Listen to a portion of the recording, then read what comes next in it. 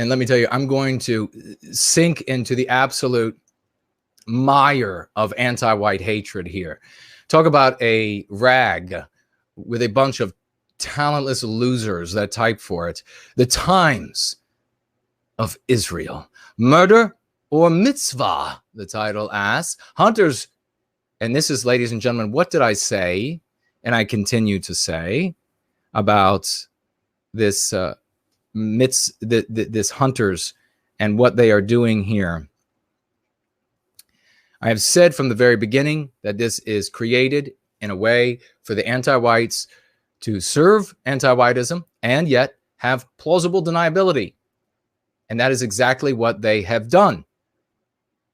But it looks like they may have gone too far, and we hope so. And in our conversations, we are going to use this filthy, sanguinary, which just means bloody, horrific series to alert our brothers and sisters to the anti-white hatred in the world, anti-whiteism, and to help them go free. We are all going to be using this film. We are all, or this series, and we're all going to be talking about it. And more importantly, we're all going to be talking about the people who celebrate it and who are outing themselves as the most monstrous, the same people who celebrated that secret recording of Richard Spencer saying ugly things.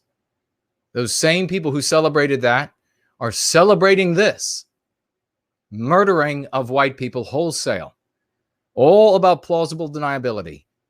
A show that is over the top in the brutality, series that is over the top in the gore, in torture, in murders, in the killing of, I guess, prepubescent or teenage youths, I have read, and the child abduction of their children to rear them in self-hatred because they are white.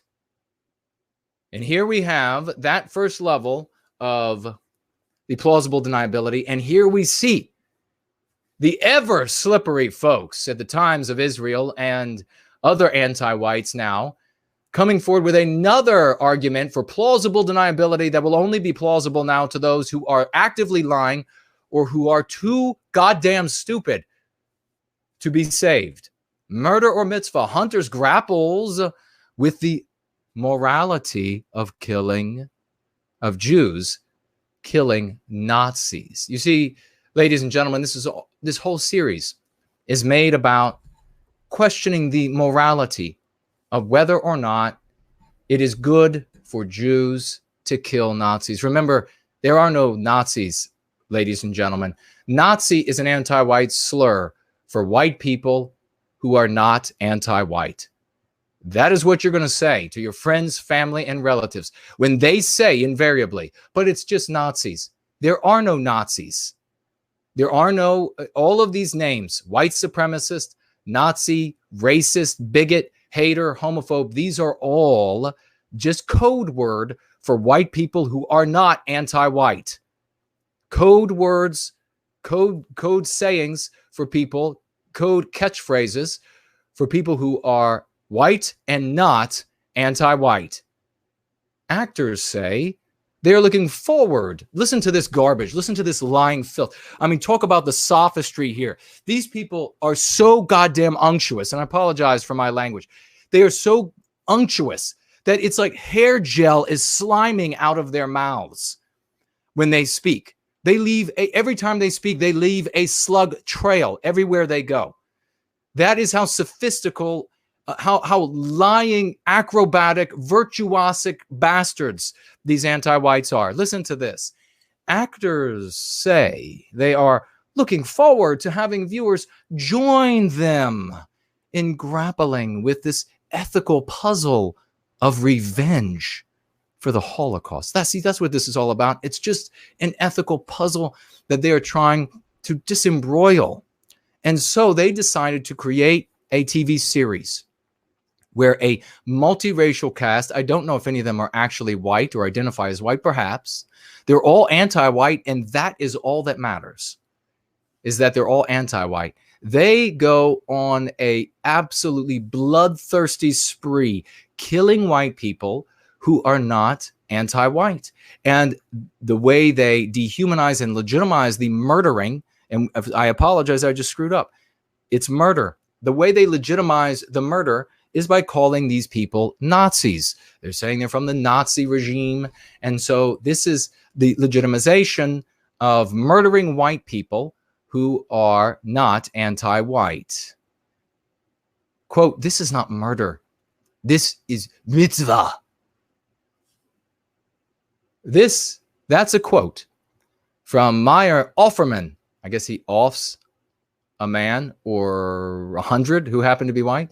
A wealthy Holocaust, or maybe we should do it with a silent H, Holocaust survivor with thick Yiddish accent, played by Al the Talentless Pacino, who, by the way, I'm going to say for all of you who are listening to this right now and in replay, I read, I don't know if it was in this or no, actually, no, it was a woman in the cause, a brilliant woman in the cause, reached out to me. And when I say in the cause, I mean service to white well-being. She reached out to me, and thank you to everyone who reaches out to me with your brilliance. It empower. I soak it right up like a sponge, and then I feed it right back into the community. And she reached out and she said that she had read that actors were talking about how, or people were saying about the actors, it was a great performance by this or a great performance.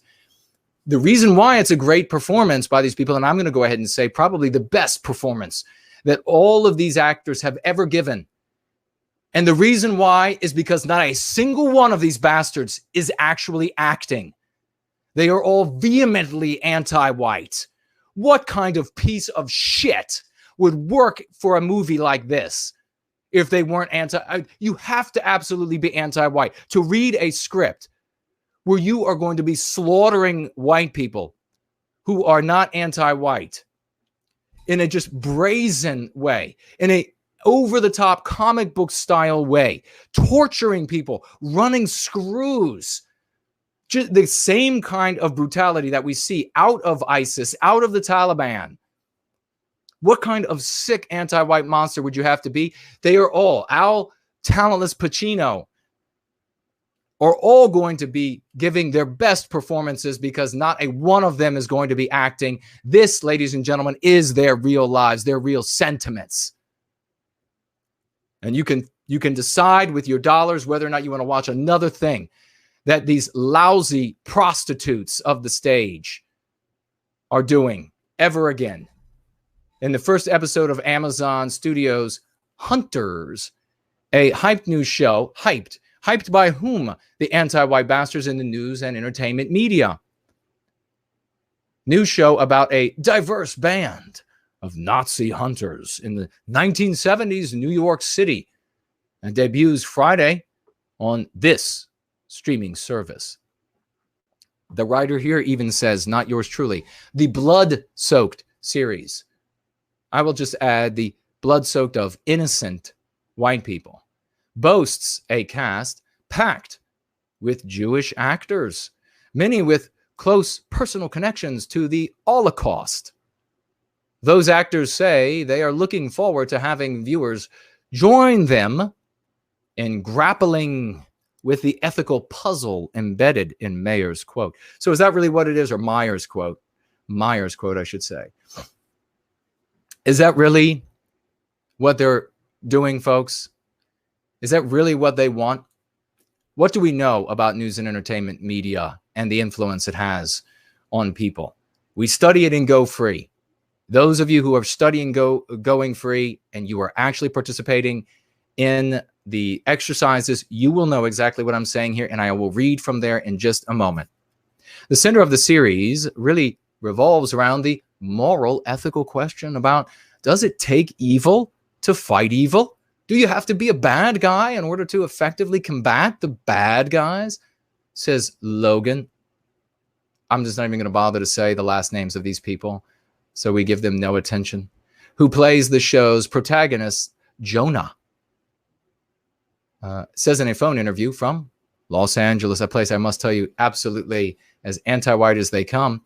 I'm really curious to see what people's responses are. You know what would be an apropos response? Would be to jail your ass and to banish you from the United States for producing filth that is going to cause innocent white people to be victimized, perhaps even tortured, and not just physical violence, but every other form of psychological violence, social violence, economic violence perpetrated against white people because of bastards like you, buddy, because of anti-white scumbags like you producing this. This isn't entertainment, it's indoctainment. You are indoctrinating folks into anti-whiteism. You are dehumanizing white people who are not anti-white, who are heretical to your anti-white dogma, and thereby irresponsibly as all hell, encouraging a legitimization of the harm inflicted on those people. You have done nothing cute. You have not outwitted anyone. You have been too smart by half, my friend. We have thought circles around you this time. We are not as dumb or complacent as our elders have been in the past. Your stories, we're not going to live by anymore. It is our story, buddy. And we have written folks like you in as those we will acknowledge for the decisions they make. And you have made a decision to be anti-white, an enemy of all that is good, noble, and resplendent in the world. There will be white children maimed, raped, murdered, men and women fired from their jobs, essays written, laws passed that will continue the victimization of our people based in what you are doing now. And you and the other acolytes, the scumbags that you have drawn up from the afterbirth of hell with your anti-whiteism, will try to laugh this away, saying it's a one-off. They're just exploring the morality of it. They were just having some over-the-top fun. But we know very well what is going on, and we are going to go to our brothers and sisters with the truth. And every time they hear and see about you and all of the other bastards that participated in this, they will know that we speak with the mouths of babes and gods. To us, they will come, and your backs will be the last thing that we will look upon. The show, which was co-produced by Jordan Peele, an anti-white we heard of earlier, producing many other anti-white so-called hits. Director behind the horror blockbusters Get Out and Us, whirls into motion. I think Black Klansman as well. Whirls into motion after Jonah's grandmother is murdered in her Brooklyn apartment. No doubt by a white person who isn't anti-white, who they will make as monstrous as they can make us. Jonah's quest to discover the perpetrators brings him into contact with Meyer, who has assembled an Ocean's 11-style team with members whose specialties range from combat to disguise. Jonah fits in immediately as a code breaker. Well, of course he is, because they're all so brilliant. Because of his abilities to recognize written patterns. Well. Meyer informs Jonah, one of multiple Jewish members of the squad, that there are many Nazis hiding in plain sight throughout the country. Do you get that, ladies and gentlemen? The Nazis are in plain sight. They look like regular white people. They're just not anti-white. That's how you know who they are. The Nazis are in plain sight throughout the country. They're everywhere. They're just not anti-white. That's how you identify them.